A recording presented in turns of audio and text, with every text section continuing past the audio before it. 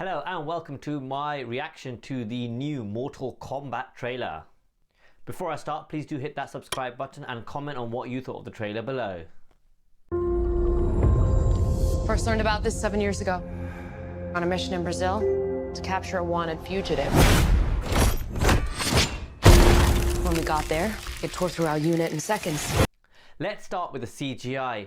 And wow, Warner Brothers have really picked up their game here, haven't they? This looks outstanding. I mean, the CGI looks better than the CGI that I saw in the Godzilla vs. King Kong trailer.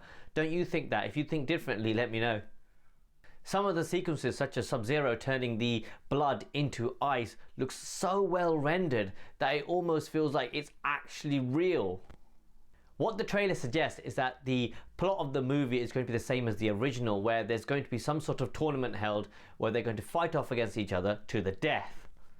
And yes, that really does excite me in the way that it's gory and it's going to be bloody like Mortal Kombat should be. The subplot looks like it's going to be Scorpion versus Sub-Zero, and Scorpion being the goodie and Sub-Zero being the baddie.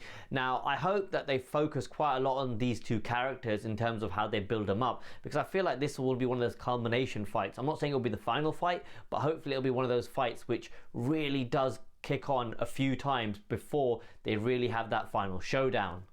Don't get me wrong, there are a few concerns. Now, if you've seen some of the original Mortal Kombat or Street Fighter with Van Damme in it, or even Dead or Alive, and that was shocking, you know that a lot of these movies don't really make it, and storyline isn't a big factor in them. The fighting is the main aspect of it, but after a while it gets repetitive and boring. I hope they do focus a little bit more on the storyline here. Not too much to take away from the action, because let's be honest, Mortal Kombat is all about gore and the different ways that they kill each other, especially if you watch the games.